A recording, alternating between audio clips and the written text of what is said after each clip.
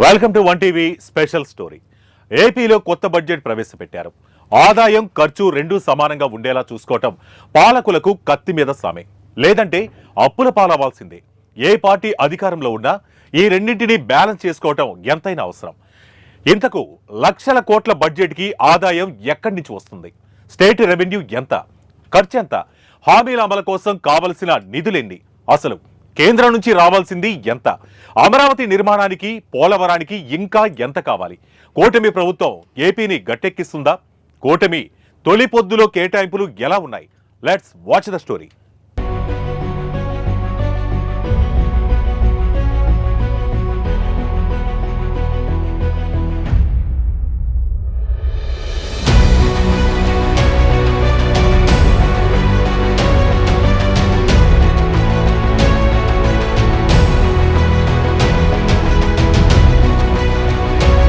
తాజాగా ఏపీ ప్రభుత్వం అసెంబ్లీలో ప్రవేశపెట్టిన బడ్జెట్ కొన్ని వర్గాలకు ఊరట కలిగించింది అని చెప్పవచ్చు. ఈ బడ్జెట్ పై డిప్యూటీ సీఎం పవన్ బలమైన ముద్ర ఉంది అని స్పష్టంగా అర్థమవుతోంది.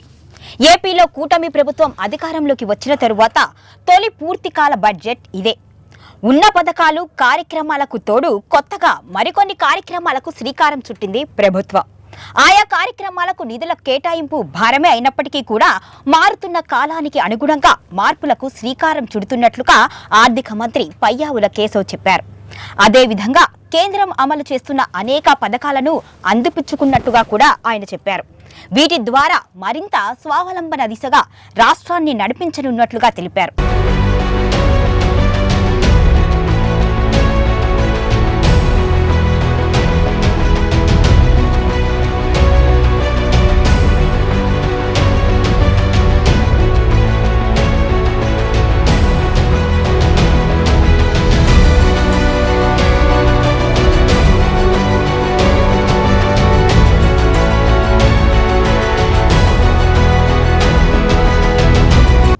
రాష్ట్రంలోని అన్ని ప్రభుత్వ పాఠశాలలకు ఉచితంగా విద్యుత్ను అందించే కార్యక్రమాన్ని బడ్జెట్లో ప్రతిపాదించారు.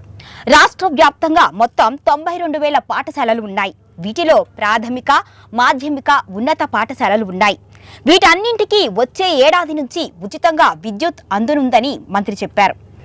అయితే కేంద్రం అమలు చేస్తున్న సూర్యఘర్ యోజనను ఈ పాఠశాలలకు అనుసంధానం చేయనున్నారు.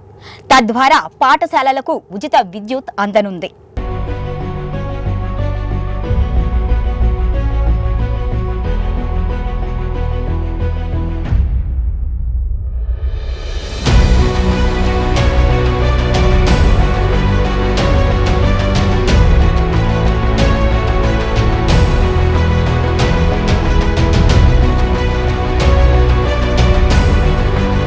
మరోవైపు రాష్ట్రంలో తొలిసారి మాతృభాషాభివృద్ధికి రాష్ట్ర ప్రభుత్వం నిధులు కేటాయించింది.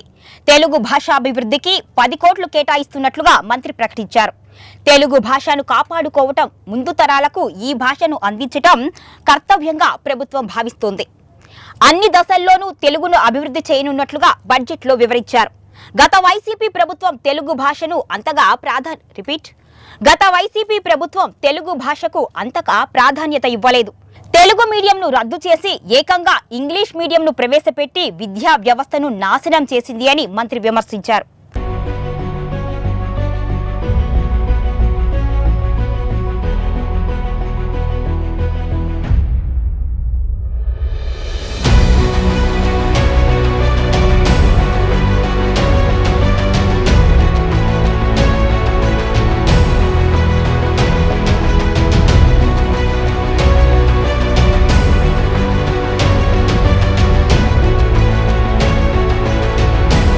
అయితే తాము తెలుగుతో పాటు ఇంగ్లీష్కు కూడా సమానంగా ప్రాధాన్యం ఇస్తున్నాము అని మంత్రి ప్రకటించారు.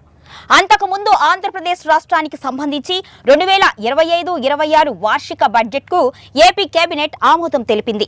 అసెంబ్లీలోని సీఎం కార్యాలయంలో రాష్ట్ర మంత్రివర్గ భేటీ జరగగా ఈ సందర్భంగా CM Chandrababu, deputy CM Pawan కళ్యాణ్కు ఆర్థిక మంత్రి పయ్యావుల కేశవ్ బడ్జెట్ పత్రాలు అందజేశారు. అనంతరం మంత్రివర్గం ఆమోదం తెలిపింది. ఈ క్రమంలో బడ్జెట్ను అసెంబ్లీలో ప్రవేశపెట్టారు పయ్యావుల కేశవ్.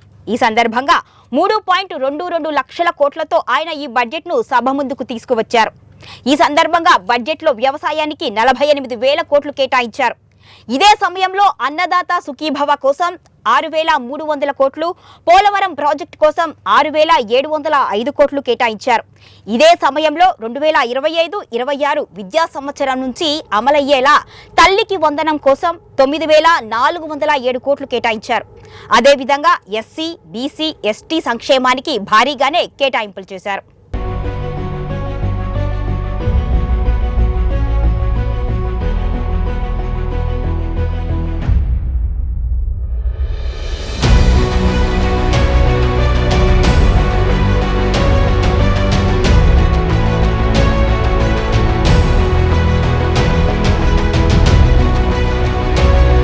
బడ్జెట్ ప్రవేశపెట్టిన సందర్భంగా స్పందించిన మంత్రి పయ్యావుల కేశవ్ రాష్ట్ర రుణ సామర్థ్యం సున్నాకు చేరుకుంది అని, అప్పు తీసుకునే శక్తి లేని ఏకైక రాష్ట్రంగా ఆంధ్రప్రదేశ్ మిగిలింది అని అన్నారు. రాష్ట్ర విభజన కారణంగా రాజధానిని కోల్పోయిన ఏపీకి అమరావతిని ప్రజా రాజధానిగా చేయనున్నాము అని, ప్రజల ఆకాంక్షల మేరకు అక్కడి పనులు పెద్ద ఎత్తున చేపడతాము అని చెప్పారు. వైసీపీ హయాంలో అన్ని వ్యవస్థలు విధ్వంసం అయిపోయాయి అని అన్నారు. రూపాయి అప్పు కూడా పుట్టని పరిస్థితి ఏర్పడింది అని, ఈ విషయాన్ని నీతి ఆయోగ్ కూడా స్పష్టం చేసింది అన్నారు. ఓవైపు ఇప్పటికే గుట్టలుగా పేరుకుపోయిన అప్పులు, మరోవైపు ఆర్థిక వ్యవస్థ అస్తవ్యస్తం. ఇలాంటి సమయంలో కూటమి అధికారంలోకి వచ్చింది అన్నారు. అత్యంత విపత్కర పరిస్థితిలో ముఖ్యమంత్రిగా బాధ్యతలు చేపట్టిన చంద్రబాబు రాష్ట్రాన్ని ఎలా ముందుకు తీసుకువెళ్లాలి అనే అంశంపై అంతర్మథనం చెందారు అని అన్నారు.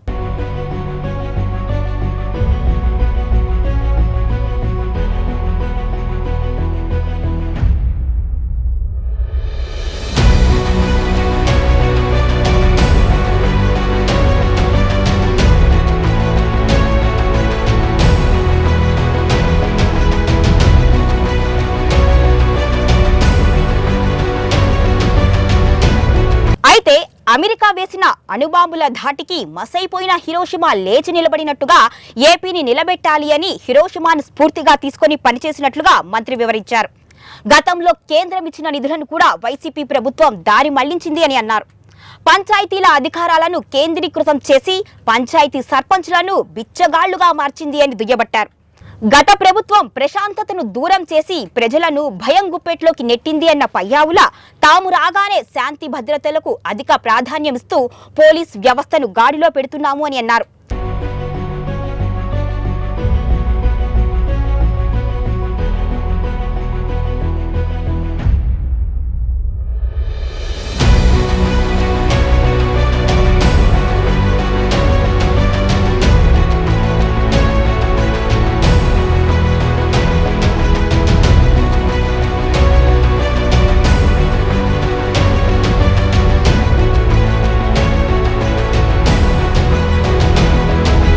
ప్రజల ఆకాంక్షలను నెరవేర్చేందుకు బ్రాండ్ ఏపీ నినాదంతో పెట్టుబడులను తీసుకువచ్చే ప్రయత్నంలో సఫలమైనట్టుగా వెల్లడించారు.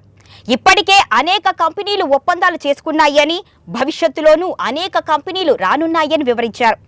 రాష్ట్రంలో ప్రభుత్వ పాఠశాలల్లో విద్యార్థుల డ్రాపౌట్లు పెరిగిపోయాయని, అదే సమయంలో వైసీపీ హయాంలో పారిశ్రామికవేత్తలు వెళ్లిపోవడంతో పారిశ్రామిక డ్రాపౌట్లు కూడా పెరిగాయని ఆవేదన వ్యక్తం చేశారు.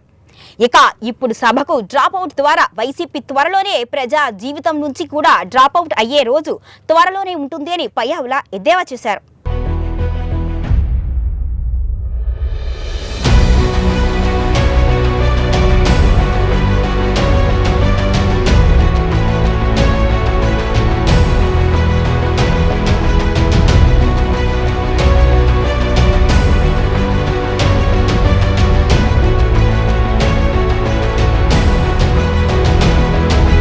మరోవైపు కూటమి పార్టీలు ఇచ్చిన హామీలన్నింటినీ కూడా అమలు చేయాలి అంటే చాలా నిధులు అవసరము అంటూ ఇప్పటికే వైసీపీ నేతలు కామెంట్ చేస్తున్నారు. అయితే ఎన్నికల ముందు నుంచే చంద్రబాబు మాటలు నమ్మొద్దు అంటూ ఇచ్చిన హామీలను పక్కన పడేస్తారు అని, మేనిఫెస్టోను సైతం డిలీట్ చేస్తారు అని గతంలోనే వైసీపీ నేతలు విమర్శలు చేసిన సంగతి అందరికీ తెలిసిన విషయమే.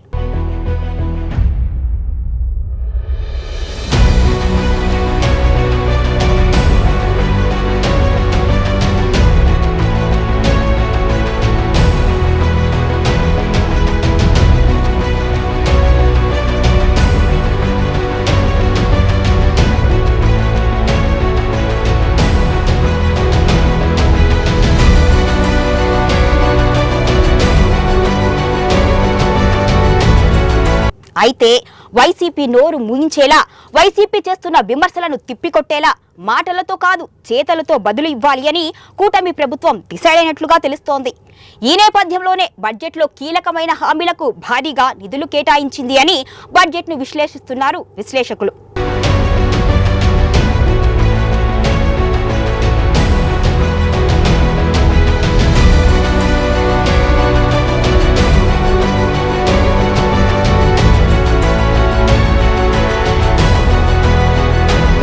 మరోవైపు ప్రభుత్వ ఖజానాలో చిల్లి గవ్వాలేదు. అయినా సరే పథకాల అమలు కోసం కూటమి సర్కార్ తన వంతు కృషి తాను చేస్తోంది. జగన్ హయాంలో సంపద